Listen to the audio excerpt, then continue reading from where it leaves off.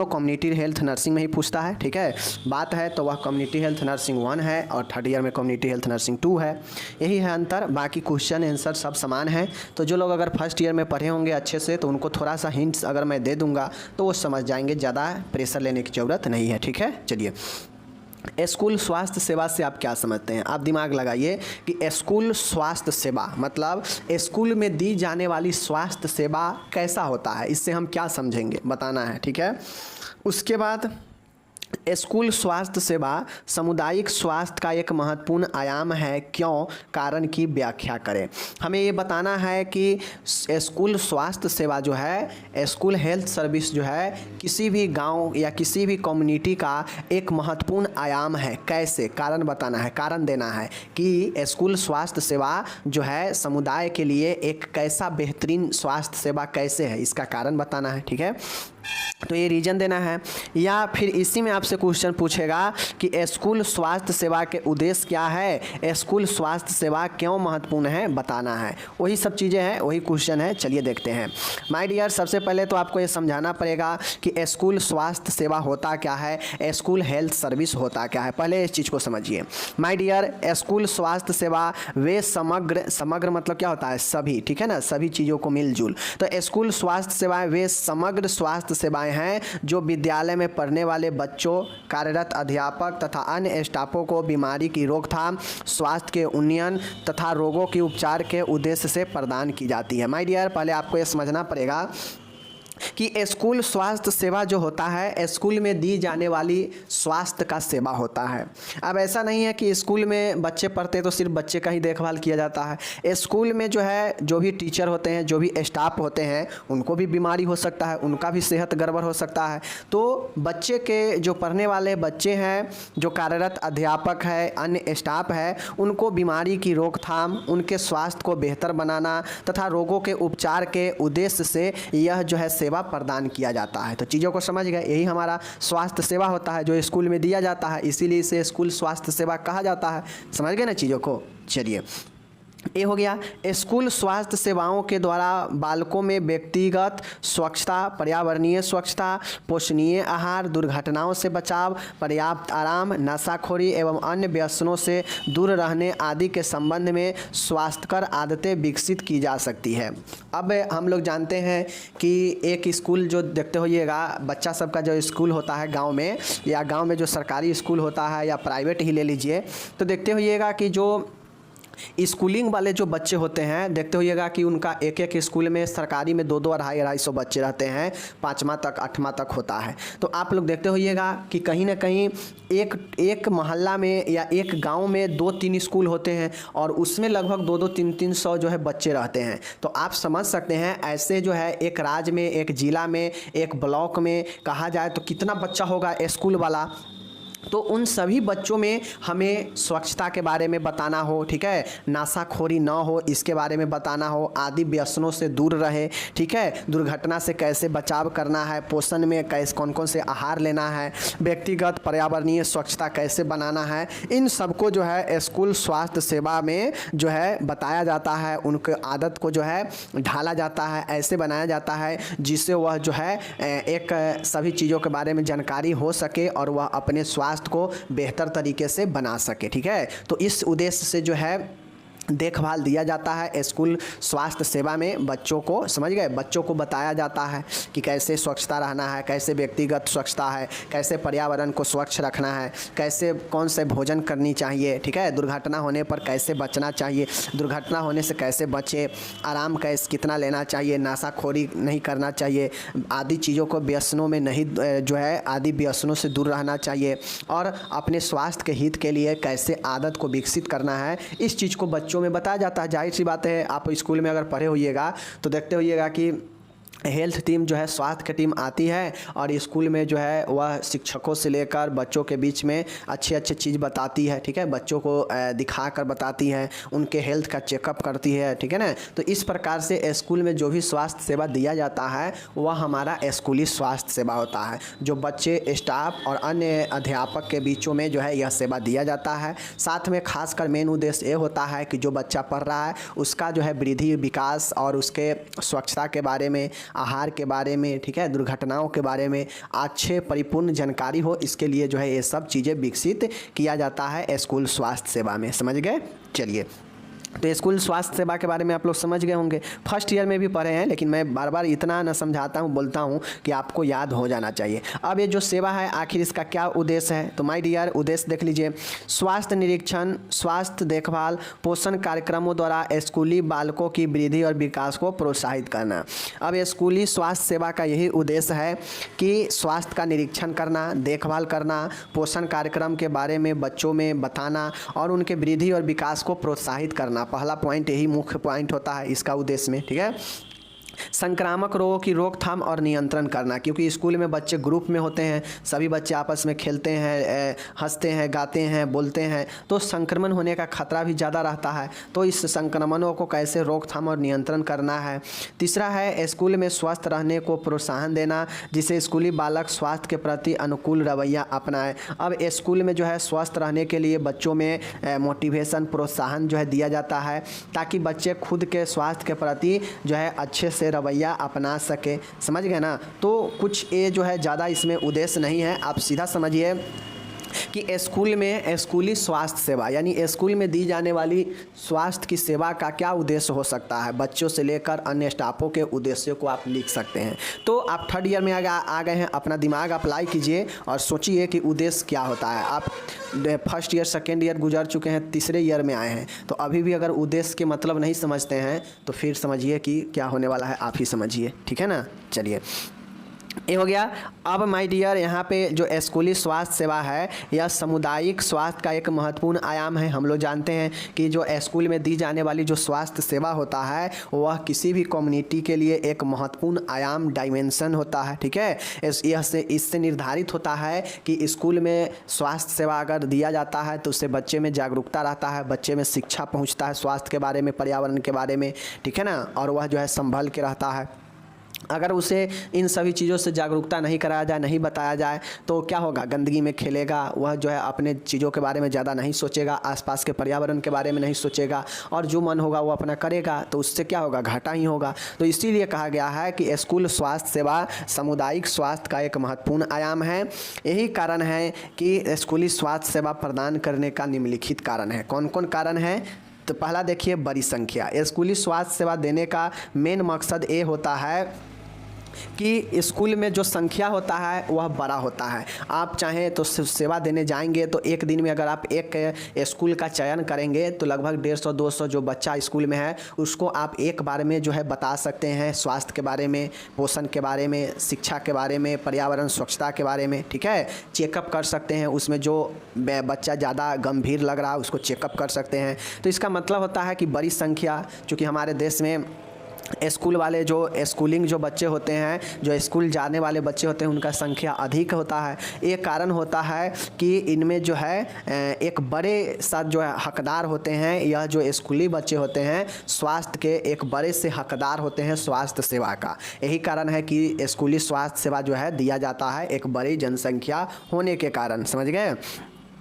दूसरा है वृद्धि और विकास का समय। अब ये जो नॉर्मली 5 से 14 या 15 वर्ष का जो समय होता है बहुत ज़्यादा वृद्धि और विकास का समय होता है। इस समय बच्चे में भावनात्मक हो, शारीरिक हो, ठीक है, ये सब परिवर्तन होते हैं। उसको जैसा आप मार्गदर्शन देंगे वैसा ही सीखेगा, जो सिखाएंगे वही सीखेगा। तो इस हिसाब से इस समय वृद्धि और विकास का बहुत बड़ा अच्छा समय होता है। इस कारण से जो है स्कूली स्वास्थ्य सेवा इस समय बहुत ज़रूरी होता है बच्चे को देना। समझ गए?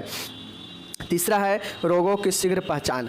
अब होता है कि बच्चा में रोगों को शीघ्रता से पहचाना जाता है, ठीक है। स्कूली स्वास्थ्य सेवाओं द्वारा इसकी शीघ्र से हम पहचान कर लेते हैं कि बच्चा संक्रमण से ग्रसित है या कुपोषण से ग्रसित है। अगर बच्चा संक्रमण से ग्रसित है उसका भी पहचान आसानी से कर लेंगे। अगर कुपोषण से ग्रसित बच्चा है तो उसका भी जो है हम लोग स्कूली स्वास्थ्य सेवा के जरिए अच्छे से समय रहते हुए जल्दी से पहचान लेते हैं, ठीक है। जिससे होता यह है कि समय रहते हम उसका उपचार कर लेते हैं, रोकथाम कर लेते हैं, ठीक है। तो इस समय जो है रोगों को शीघ्रता से हम लोग पहचान लेते हैं। यही कारण है कि स्कूली स्वास्थ्य सेवा जरूरी होता है। चौथा है समूह में रहना। अब आप लोगों को पता होना चाहिए कि समूह में रहने से नया सामाजिक और मानसिक अनुभव होता है। जब आप समूह में रहते हैं, 2-4 व्यक्तियों, 10 व्यक्तियों, 50 व्यक्तियों के आप समूह में रहते हैं तो आप सबसे कहीं ना कोई चीज़ें सीखते हैं, सबके एक दूसरे से मिलते जुलते हैं, तो जिसका व्यवहार जो है अट्रैक्टिव रहता है, अच्छा रहता है, उससे कुछ सीखने को मिलता है, कुछ अनुभव होता है, ठीक है। तो ये चीज़ें होता है, तो ये तो होता है। बट समूह में बच्चा जो स्कूल में होता है 200-150 जो बच्चा पढ़ता है एक साथ स्कूल में, तो उन बच्चों में साथ रहने के कारण उस पर क्या होता है, संक्रमण भी फैलने का जो है बहुत ज़्यादा संभावना रहती है, ठीक है। और यह संक्रमण चूँकि छुट्टी के बाद बच्चा अपने घर जाता है, तो हो सकता है जो संक्रमण दूसरे बच्चे से उसको स्कूल में हुआ है वह जो है क्या करेगा, अपने घर में ले जाएगा, घर में जाएगा, माँ से मिलेगा, पापा से मिलेगा, भाई से मिलेगा, सबको हो सकता है घर में संक्रमण भी फैला दे। तो चूँकि समूह में रहने से व्यक्ति को संक्रमण भी होता है और कहा जाए तो व्यक्ति का आंतरिक विकास, व्यवहार में भी जो है नया कुछ चीज़ें अनुभव आता है, बट इससे संक्रमण भी होता है। तो यह संक्रमण घर तक ले जा सकता है बच्चा। इसके लिए जो है क्या होता है कि आपके स्कूल में स्वास्थ्य सेवा देना ज़रूरी होता है। क्यों? क्योंकि बच्चा यहाँ पे समूह में रहते हैं और समूह में होने से संक्रमण का भी खतरा होता है और वह संक्रमण बच्चे अपने घर तक ले जा सकते हैं। यही कारण है कि समूह में रहने के कारण स्कूल में स्वास्थ्य सेवा दिया जाता है। 5वां है नियंत्रित जनसंख्या।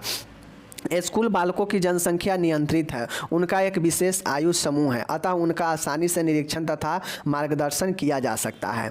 अब आपको मैं बता दूं, नियंत्रित जनसंख्या का मतलब है अगर किसी स्कूल में मान गए 400 बच्चे के टोटल एडमिशन है, ठीक है, सभी जो है क्लास लगाकर अगर 400 बच्चे का एडमिशन है एक स्कूल में, वो तो जो है निश्चित है, 400 निश्चित है, 400 ही ज़्यादा से ज़्यादा होगा तो 400 बच्चे ही स्कूल में आएंगे। अगर टोटल बच्चे प्रेजेंट हो जाएंगे तो 400 ही ना होंगे।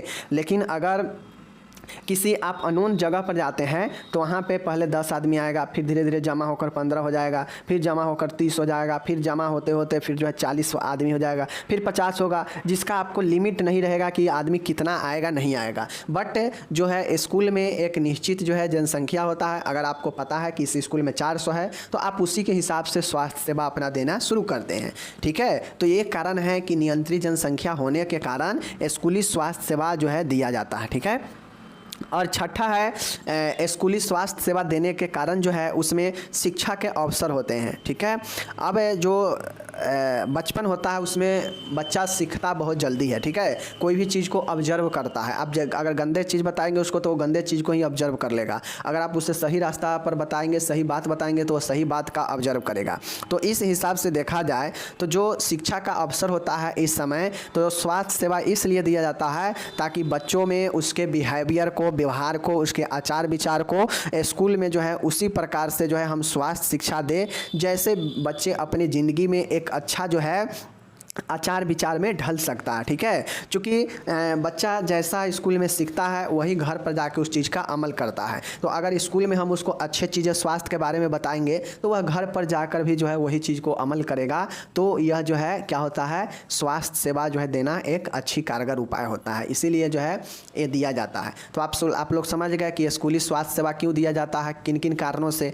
तो पहला होता है बड़ी संख्या होता है, ठीक है, समूह में होता है, ठीक है। उसके बाद शिक्षा का यहाँ अवसर होता है, ओके। उसके बाद जो है बड़ी जनसंख्या होता है, नियंत्रित जनसंख्या होता है, समूह में यहाँ पे रहता है, ठीक है। रोगों को शीघ्रता से पहचान किया जा सकता है स्कूली स्वास्थ्य सेवा में, वृद्धि और विकास का समय होता है और यह बड़ी जनसंख्या होता है यहाँ पे, ठीक है। यही कारण है कि इन्हीं सब कारणों के जरिए जो है स्कूली स्वास्थ्य सेवा दिया जाता है, ओके। 6 पॉइंट याद रखिएगा, याद हो जाएगा। यहाँ पे इंग्लिश दिया गया है, आप लोग इंग्लिश में अच्छे से इसको डील कर सकते हैं, ओके। यहाँ पे एकदम हिंदी इंग्लिश समय दिया गया है। अब हम लोग यहाँ पे चलेंगे नेक्स्ट क्वेश्चन। अब देखिए यहाँ पे क्वेश्चन आपसे पूछता है कि स्कूली स्वास्थ्य सेवा, तो जान गए कि स्कूली स्वास्थ्य सेवा क्या होता है, स्कूली स्वास्थ्य सेवा क्यों दिया जाता है, क्या कारण है बताइए। तो वो तो हम लोग देख लिए, लेकिन अब इसी में चूँकि 10 नंबर में क्वेश्चन आपसे जब ही पूछेगा तो यह क्वेश्चन डिफिनिट देगा कि स्कूल स्वास्थ्य सेवा में नर्स की भूमिका को बताए, कि नर्स की या परिचारिका की क्या भूमिका होती है स्कूल स्वास्थ्य सेवा के अंतर्गत, ठीक है। तो चलिए इसके जो है हम लोग भूमिका को देखते हैं, कार्यों को देखते हैं, ठीक है। देखिए यहाँ पे स्कूल स्वास्थ्य कार्यक्रम में, मतलब स्कूली स्वास्थ्य सेवा में सामुदायिक स्वास्थ्य कम्युनिटी हेल्थ नर्स की भूमिका निम्नलिखित होती है। क्या क्या भूमिका होती है देख लीजिए।